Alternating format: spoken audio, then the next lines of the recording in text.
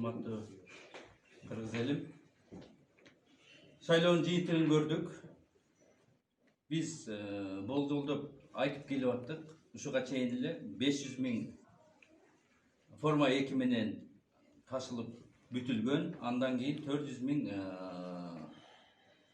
adil resurs mamlekettin hizmetçilari 900 000 жыйынтыгында 1.200.000 шайлоочу 3 партияны шайлады. Бул 3 партиянын бүгүнкү мандаты 100дөн ашык.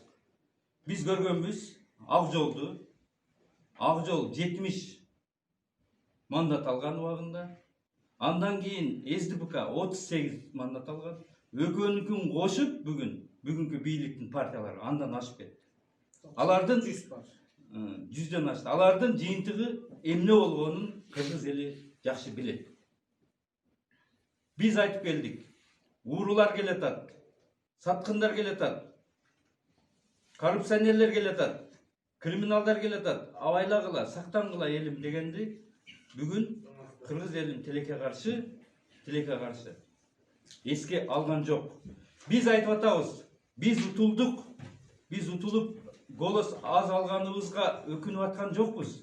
Ошого чыдабастын ишин жасап сүйлөп аткан жокпуз. Кыргыз эли утулду. Bir прогрессивдүү партия, оппозиционный мындай көз караштагы партия бүгүн өтпөй калды. Баары тилекке каршы бийликтин партиялары. Бул деген эртеңки биздин 30 жылдан бери болуп аткан көрүнүштүн уланышы, узарышы. Биз дагы артка кеттик.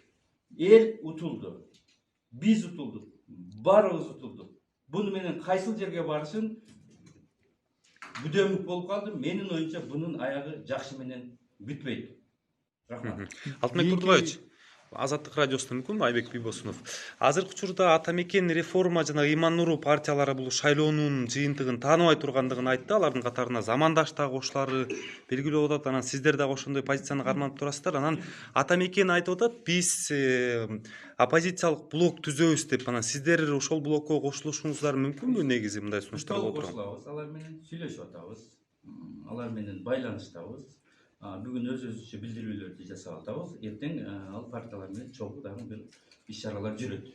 Кандай иш-чаралар мисалы? Азыр шайлоонун жыйынтыгы эмне бүттү? Азыр түнү менен азыр сүйлөшөбүз. Эртеге кандай саясий консультацияларды чогуу брифинг же бир чогуу пресс-конференция ушундай иштер эртең бул жүрүштөр эртең уланат эртең менен. Рахмат.